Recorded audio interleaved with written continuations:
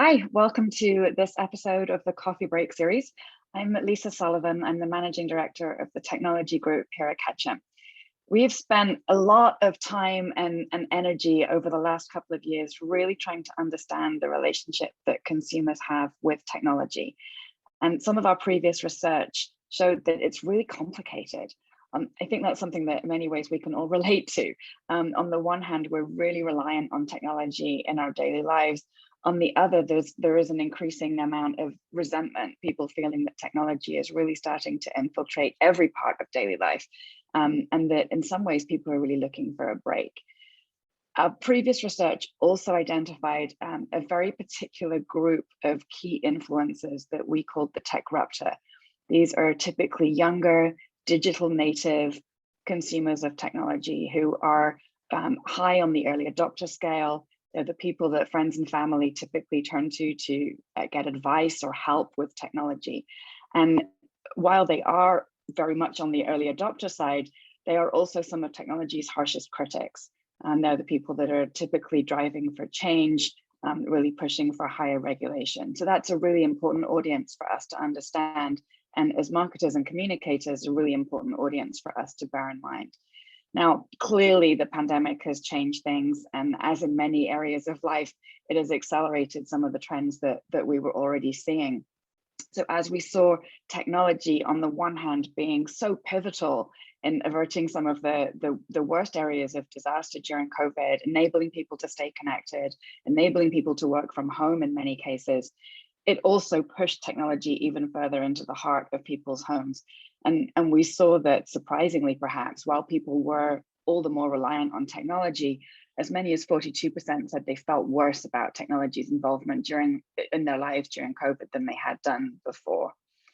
One of the ways that this really manifested was in the concept of burnout. And this was something that really concerned us. We found almost 20% of people said technology made their level of burnout worse during the pandemic. And almost half the general population worried about technology affecting their mental state. Going back to that techruptor audience, those younger digital natives, we found 60%, a full 60% worried that the use of technology is affecting their mental state. So this is something for us as communicators to really, really be mindful of as we think about particularly using technology to communicate to our audiences. Another of the themes that we saw written about widely in terms of the impact of the pandemic was the disproportionate effect that the pandemic had on women, particularly women in the workplace. And we found that that was mirrored in terms of women's relationship with technology during COVID. Women tended to be much less enamored with technology than men. And women were less comfortable in terms of how technology companies were handling their personal data. Again, something for as communicators and marketers for us to be really, really mindful of. We also saw that that technology was blamed for exacerbating the digital chasm in society, not just in terms of the access to technology, which is certainly important, but also in technology's role in making that polarization that we've read so much about in our society worse. We found in the US, 1 in 3 people believed that technology had a negative role in the presidential election. And as many as 1 in 4 people believe that technology has had a negative role in the social justice movement. So again, people really looking at technology and casting some blame on technology companies and the technology industry in general, for how society has been reacting during the pandemic. Distrust in the technology industry is driving expectation that tech companies need to solve for some of the biggest problems happening in the world. Again, we're seeing that across the board with consumers looking to brands to really play that role of helping drive the societal change that they're looking to see. And certainly that was very strongly felt for the technology audience. One of the things that we did find really interesting and was a real departure from our previous research was this sense that there might be a softening among consumers in terms of their perspective on technology and data privacy and security. In our previous studies, we felt we were reaching a tipping point where consumers were really going to be demanding change in terms of how their data was used. And we saw a lot of consumers taking action themselves to try and protect their data. whether that was turning off location services, in fact, logging off from certain social media sites. What we found this time was that trend has softened slightly, and that while there is still concern out there, that some of those actions were being taken far less frequently.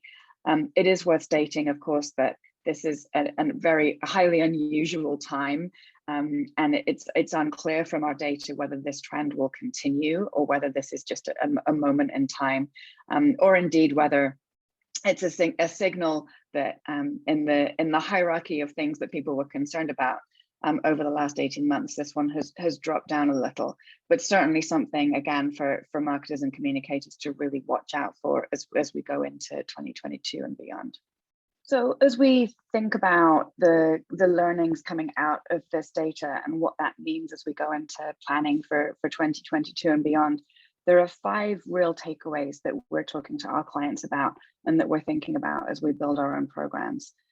The first is earn permission to re-engage. We know that big changes in people's personal lives, or in this case, big changes that we as a society, as a global culture have been through, really create moments for consumers to reevaluate their relationship with brands.